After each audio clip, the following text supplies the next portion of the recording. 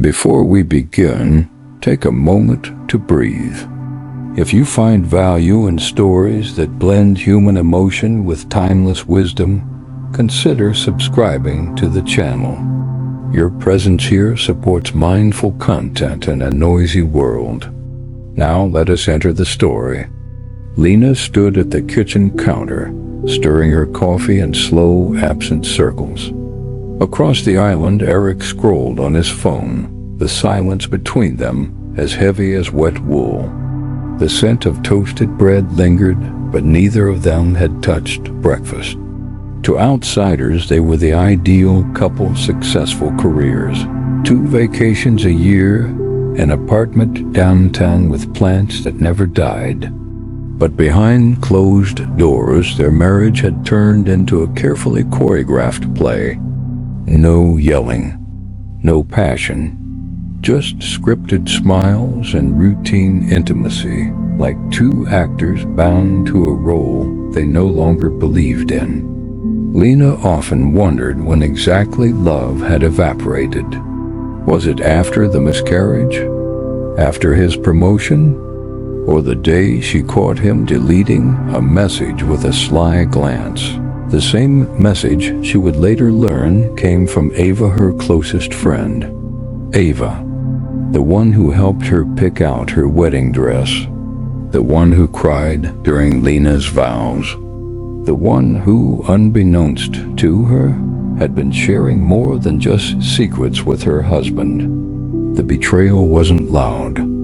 It was insidious, subtle, a slow drip of unease that became unbearable only when Lena accidentally saw the notification. Still thinking about last night. Miss you? From Ava. She didn't scream. She didn't confront him right away. Instead, she sat on the bathroom floor, her fingers trembling, staring at the message until the screen dimmed. The crack in the glass felt poetic. When she finally asked Eric about it, he sighed, as if relieved. "I'm tired, Lena," he said. "Tired of pretending. Tired of performing this version of love." That night, Lena packed a suitcase with more silence than clothing and left the apartment. She didn't know where she was going.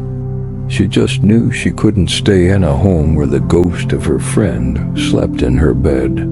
She moved into a temporary rental, a 1-bedroom with peeling paint and a leaky faucet. It was small, but the solitude gave her space to cry without apology.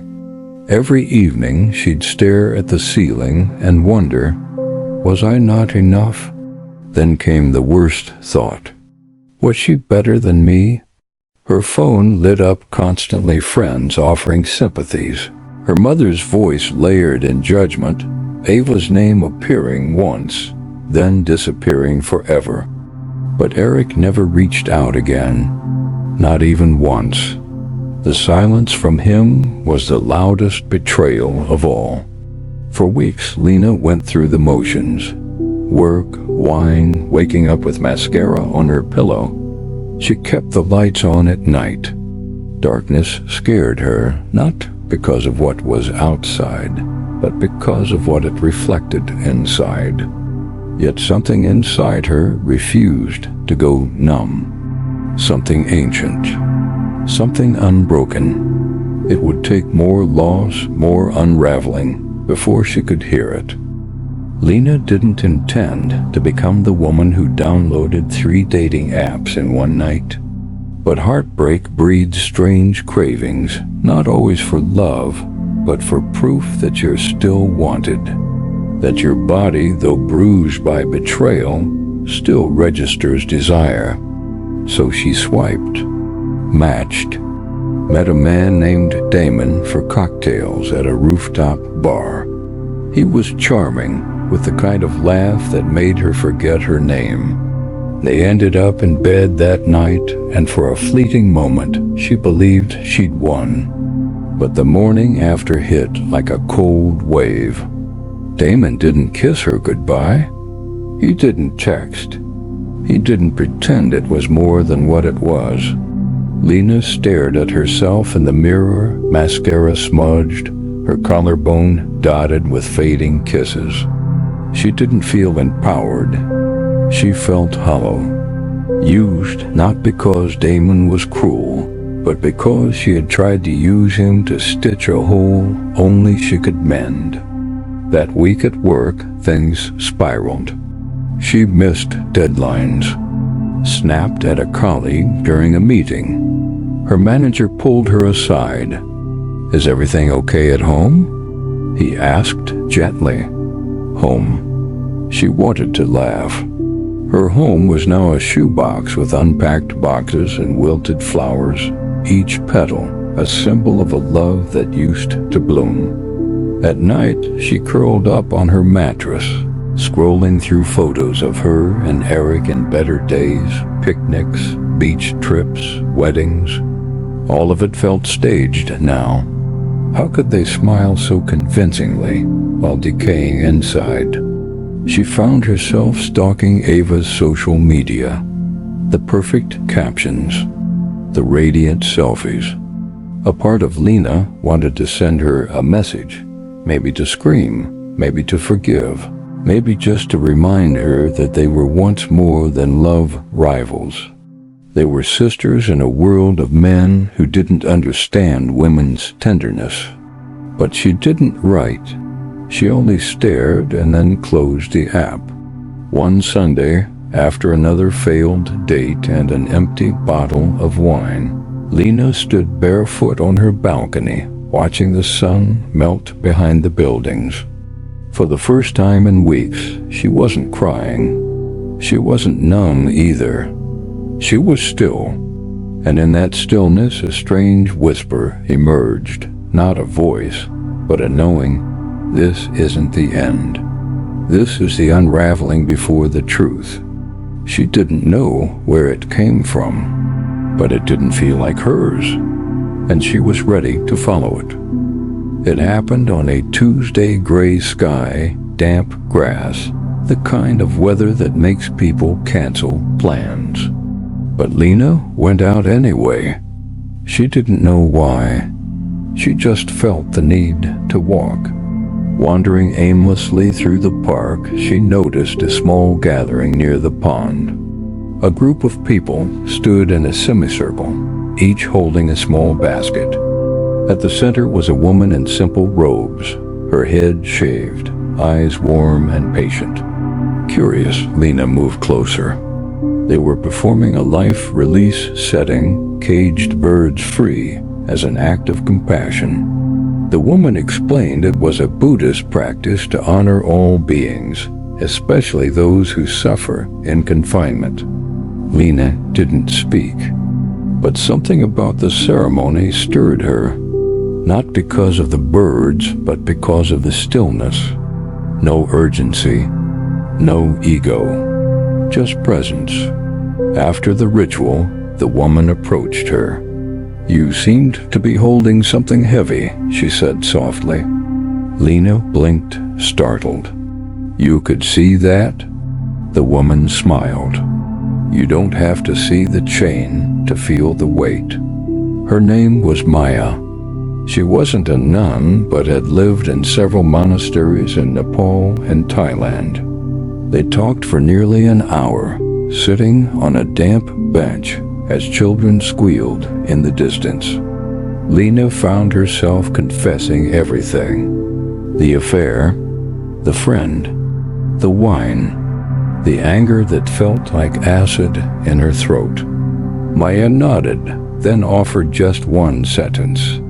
"When something breaks, the light gets in." It wasn't a solution. It was an opening. Later that week, Lena attended a community meditation led by Maya. 10 minutes of sitting, 10 minutes of silence, 10 minutes that felt like 10 years. Her mind screamed, her body itched, her heart begged for distraction. But through it all, something endured like a flame under wind. She began reading the Heart Sutra in translation. The words felt alien, but strangely familiar.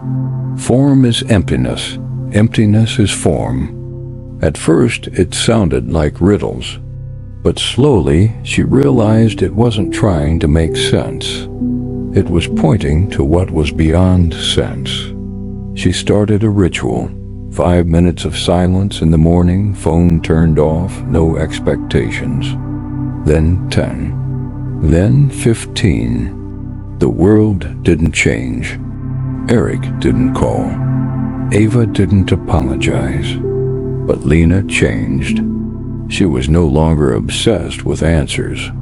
She was learning how to sit with the questions. One quiet morning, Lena sat cross-legged on the floor, a candle flickering before her. Rain tapped gently on the window.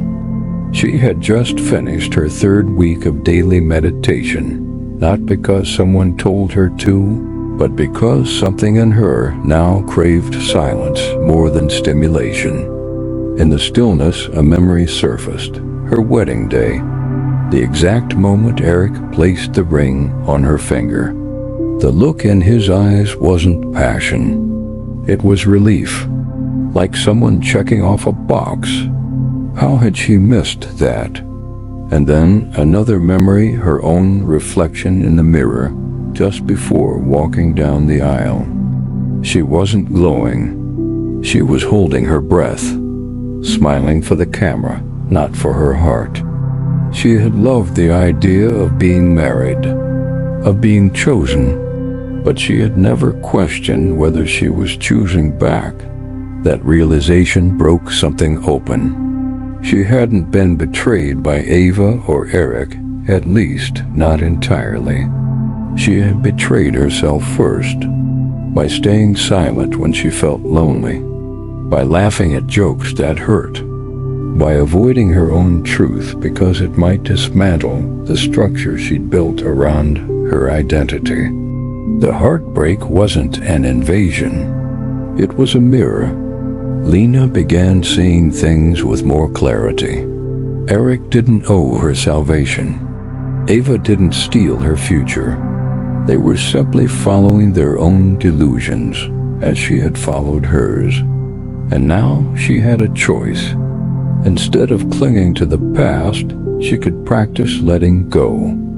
Instead of asking, "Why me?" she could ask, "What now?" She started writing not to vent, but to witness herself. The pages filled with sorrow, rage, and tenderness. Slowly, grief turned into compassion. One afternoon, she lit incense and placed a photo of herself at age 7 on her altar. In the photo, she's smiling with crooked teeth and scraped knees. She whispered to that child, "I'm sorry. I left you behind to be loved." That night, for the first time in months, she slept without dreaming of Eric.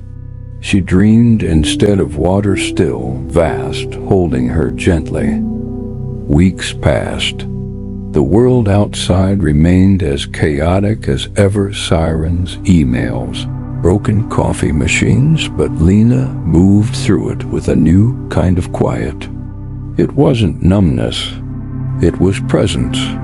She saw Eric once, unexpectedly, at a mutual friend's art exhibit. He was with Ava. They looked happy, or perhaps just undisturbed. For a brief moment, Lena's stomach twisted. But then she remembered Maya's words. "This is your Dharma door, not despite the pain, but because of it." The path had opened the day her illusions shattered. The suffering hadn't been a detour. It had been the invitation.